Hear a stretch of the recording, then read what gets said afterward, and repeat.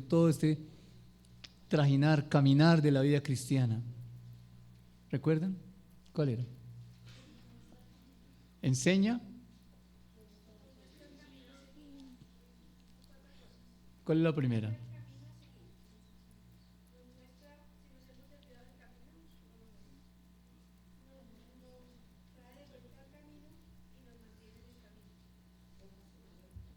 ¿Se acuerdan? Bien. Ese proceso, ese tiempo se llama santificación. Es nuestro caminar en la vida cristiana mientras Dios nos va podando. Nos va podando, nos va podando, nos va podando, nos va podando. ¿Cuánto tiempo se demora la poda? Toda la vida, hermanos. Toda la vida. Toda la vida. Juan capítulo 17.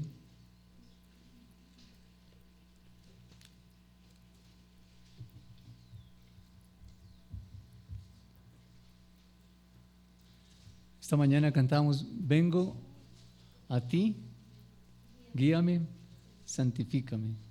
Quiero andar en tu verdad. Juan capítulo 17, versículos 17 al 19. Dice el Señor Jesús en su oración al Padre: santifícalos en tu verdad. Tu palabra es verdad. Como tú me enviaste al mundo, así yo los he enviado al mundo. Y por ellos yo me santifico a mí mismo, para que también ellos sean santificados en la verdad. Otra versión para estos 3 versículos. Conságralos a ti mismo por medio de la verdad. Tu palabra es la verdad. Como me enviaste a mí entre los que son del mundo, también yo los envío a ellos entre los que son del mundo. Y por causa de ellos me consagro a mí mismo, para que también ellos sean consagrados por medio de la verdad.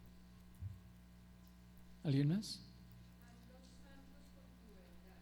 Enséñales tu palabra, la cual es verdad. Así como tú me enviaste al mundo, yo los envío al mundo. Y me entrego por ellos como un sacrificio santo, para que tu verdad pueda hacerlos santos. Bien, él dice que se aparta él mismo. Versículo 19. Por ello yo me santifico a mí mismo. Se separa él mismo, toma la decisión de separarse para Dios, de servir solamente a Dios.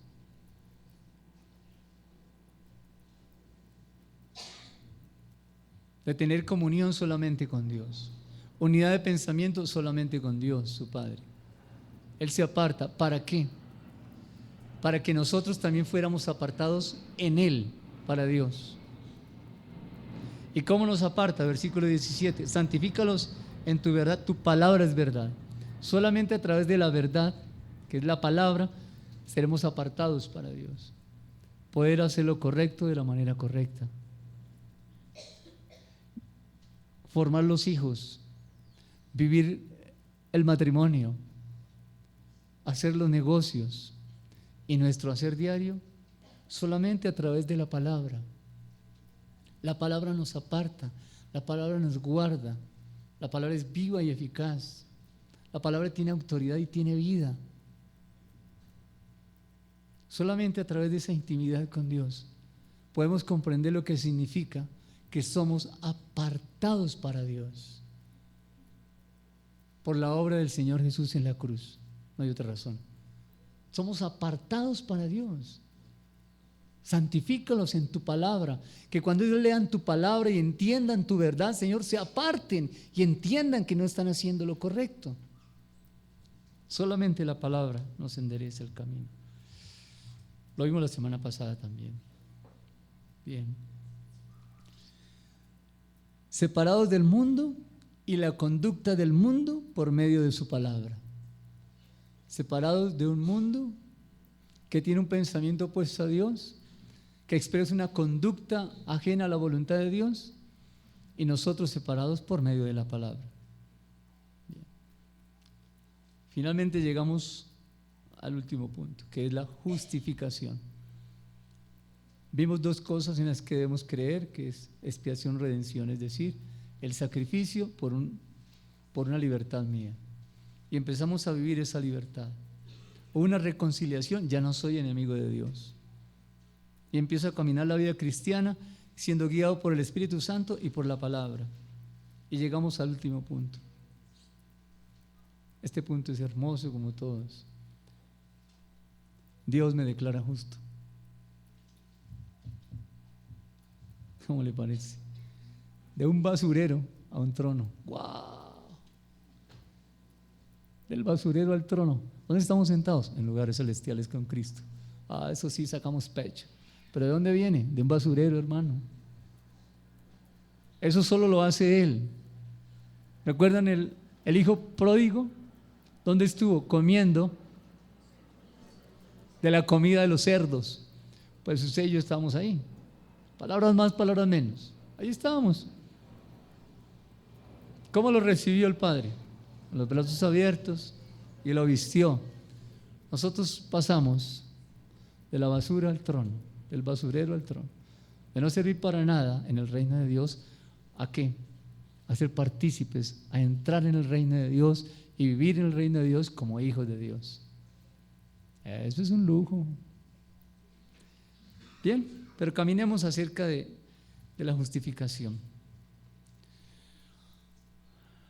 Segunda de Corintios, capítulo 5.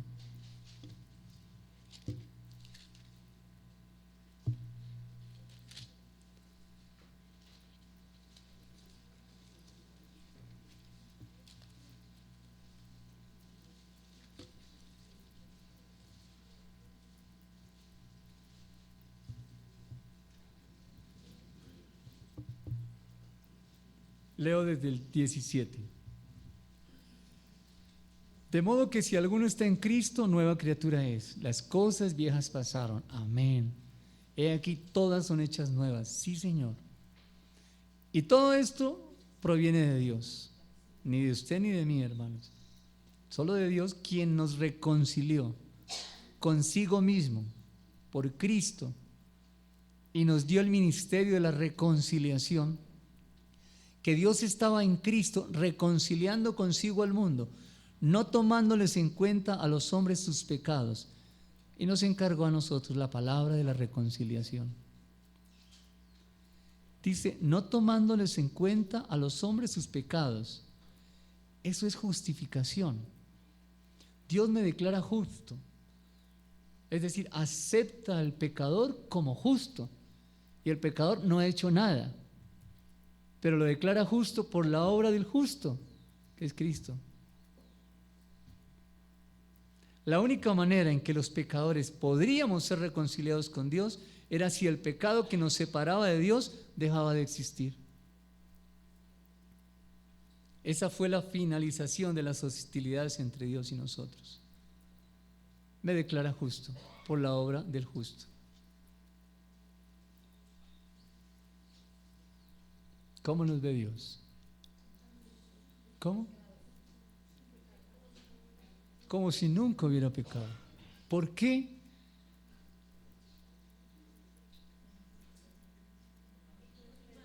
Porque me ve a través de Cristo. Permítame hacer un ejercicio. Oscar, ven un momentico. Hermano Pacheco, venga. Venga. Algunos ya lo han visto, pero lo van a recordar.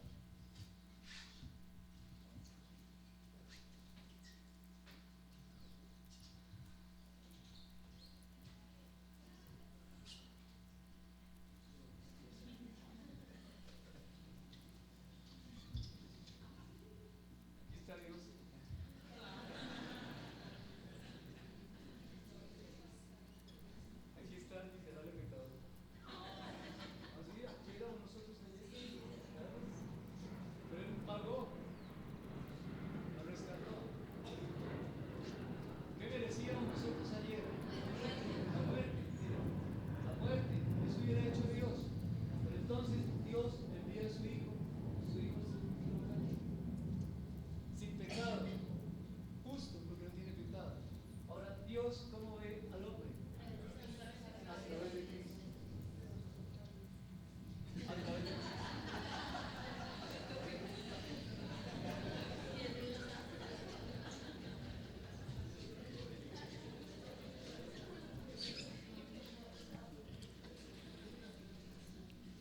Bien, detengámonos un momento aquí, el tiempo que nos queda, para hablar un poquito de la justificación. ¿Qué significa que me hizo justo? Que ya no ve mi pecado. ¿Dónde quedó mi pecado? Dice la Escritura, en el fondo del mar. Allá quedó. Él no se acuerda más de mi pecado, de mis transgresiones, dice la Escritura. Él no las trae al presente, no se acuerda más. Increíble que Dios no se acuerde, ¿no? Pero es así, que hecho tan maravilloso. Uno sabe que Dios es omnisciente y todo lo sabe, que Dios es fiel a su palabra. Dios no pasa por alto nada, pero se olvida de mis transgresiones. No las recuerda, no las trae al presente. Me salva del pasado y me ofrece seguridad para el futuro. ¿Qué quiere decir eso? Esa es la justificación. ¿Qué quiere decir que me salva del pasado? Hebreos capítulo 10.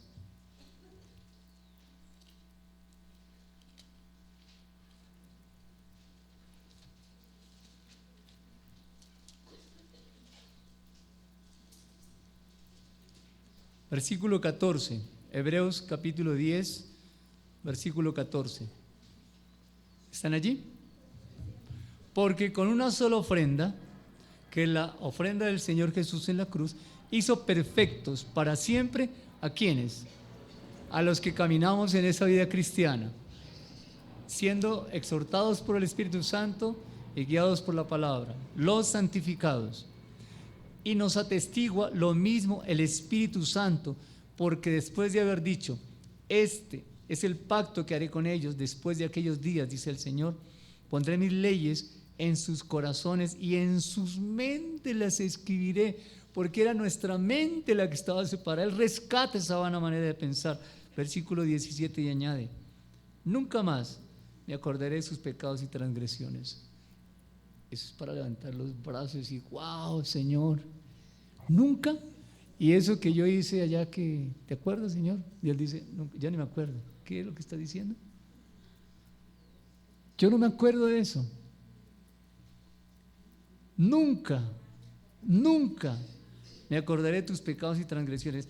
Este versículo 17, solamente el 17 en otras versiones, como dice. No me acordaré de tus pecados y maldades. ¿Cómo dice?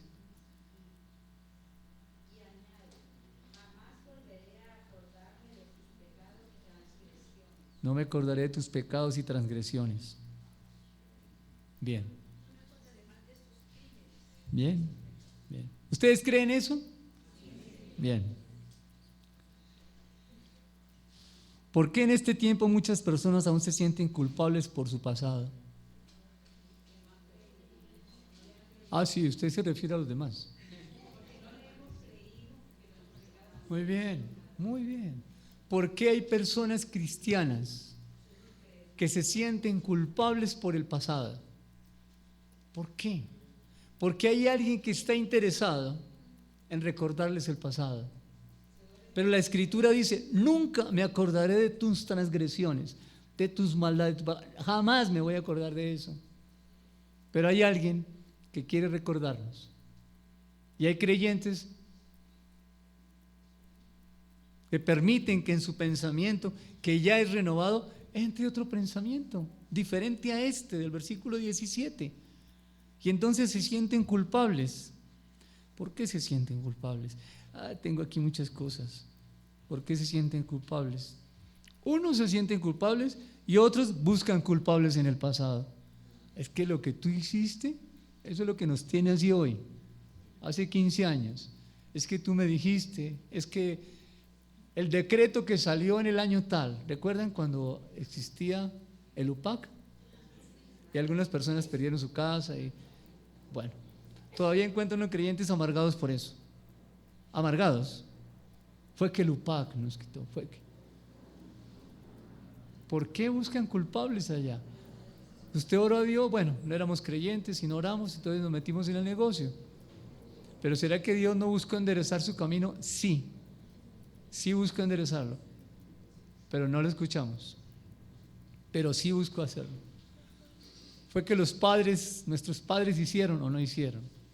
fue que la pareja, fue que el entorno, fue que las circunstancias, fue que tantas cosas, es que el lugar donde trabajaba, es que cuando chiquito mis padres, no sé, se cambiaron de ciudad, entonces el frío, qué sé yo, tantas cosas.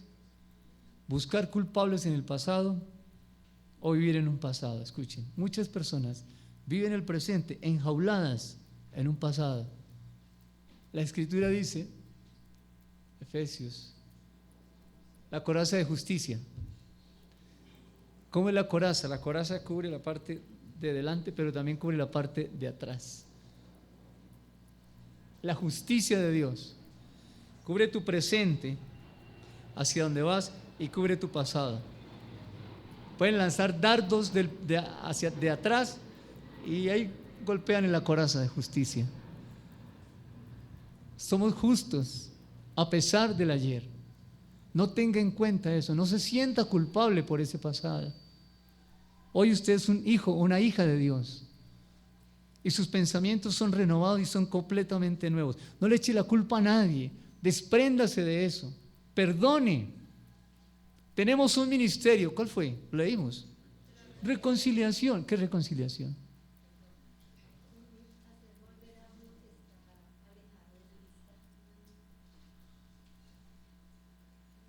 ¿Recuerda lo que vimos de reconciliación? Se eliminó el profundo desacuerdo que había entre él y yo, porque éramos enemigos. A aquel que usted considera enemigo, la Biblia le dice a usted que es creyente, usted tiene el ministerio de la reconciliación, usted no puede ser enemigo de esa persona. No, pero es que usted no sabe lo que me hizo, pastor, otra vez. ¿Y dónde queda la justificación? Dios no se acuerda de su pecado. Y si la otra persona es creyente, ni del pecado del otro. Y así no sea creyente, usted y yo estamos en la obligación de experimentar y de vivir estos principios. No recuerde, no traiga el pasado al presente, porque va a vivir esclavo, hermano.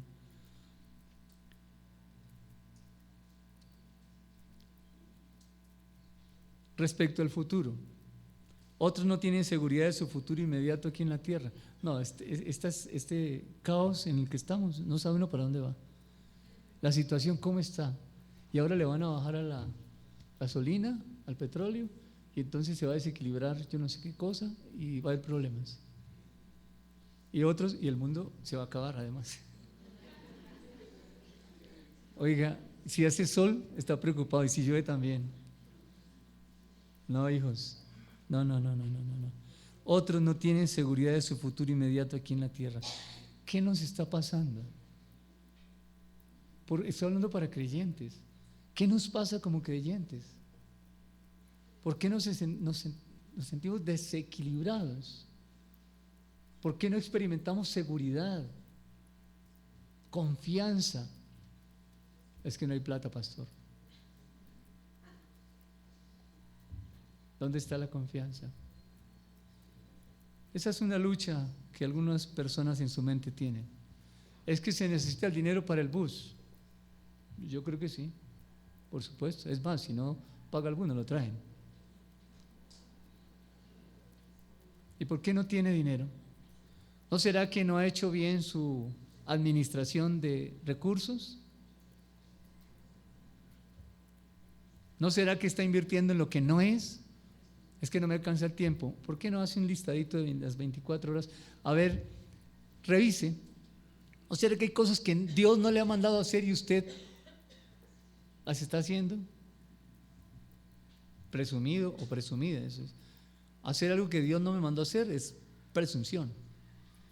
Y no hacer algo que sí me mandó a hacer es rebelión. Pecado por las dos. ¿Qué tengo que hacer? Por el centro de su voluntad. Señor, puedo hacer esto, debo hacer esto. ¿Qué hago, Señor? ¿Este dinero lo invierto de esta manera? Aparte, yo no sé si ustedes hacen un listadito de cuántos buses gastan en el día, en la semana, en el mes, y van sumando y dividen, y resulta que falta plata. Señor, ¿qué hago? Aquí falta. A mí siempre me faltó dinero. Siempre. Siempre. Hacía las cuentas y siempre. Lo primero que yo sacara el diezmo. Y faltaba plata. Yo decía, pues no entregó el diezmo. Siempre dimos el diezmo, siempre faltó plata, nunca hubo hambre en mi casa, jamás. Nunca faltó absolutamente nada. No me pregunte cómo lo hizo, no tengo ni idea. Y soy ingeniero. Y no tengo ni idea esas matemáticas de Dios cómo son. Y con mis hijos, en Navidad siempre había alguien, traía ahí un regalito. Alguien traía ropa, alguien traía un mercado. Un día, déjenme contar esto, un día nuestros hijos venían ya del colegio, por la hora decimos, no había nada para comer, no había nada que echarle a la olla, absolutamente nada. Oración, Señor, no sabemos qué hacer, no vamos a sacar plata prestada. ¿Qué hacemos, Señor? Alguien golpeó ese día, un hermano muy lindo. Hermano Francisco, Dios me dijo que le trajera este pollo. Ese día comimos pollo. Y yo sé que a ustedes, sus testimonios también muestran la dependencia de Dios. Pero debe ser así, hijos. ¿Qué nos está pasando entonces? Tengo aquí algo, usted me puede ayudar también ahorita. ¿Qué nos pasa? ¿Por qué no nos sentimos justificados? ¿Por qué nos sentimos todavía pecadores? Sí pecamos. El creyente peca, pero tiene por el Espíritu Santo un espacio para que le redarguya, un momento en el que le redarguye. Y en ese redarguir de Dios, usted y yo vamos y pedimos perdón a Dios, nos arrepentimos. Este coro último cantamos muy hermoso, el mismo del que estoy hablando de la santificación, porque dice en alguna parte arrepentirme, ¿no? Me arrepiento, algo así, bellísimo. ¿Es la primera vez que lo cantamos? Yo creo que sí. Bellísimo, qué coro tan hermoso. Tenía que ver con toda la predicación. Vamos y nos arrepentimos, pedimos perdón a Dios y al prójimo. ¿Y qué hace Dios? Endereza nuestro camino. Nunca faltará, mientras Dios sea Dios, ¿qué no faltará? La siega y la sementera, la cosecha. No va a faltar, no va a faltar. Los hijos de Dios tenemos una bodega en el reino de Dios. Pero tenemos que administrar muy bien los recursos y el tiempo, hijos. Si no hacemos eso, vamos a pasar por dificultades. Bien, tengo aquí una respuesta personal a lo que nos está pasando a la iglesia cristiana. Romanos capítulo 10. Usted tendrá su propia conclusión, por supuesto. Déjenme exponerle la mía. Es lo que dice la Escritura.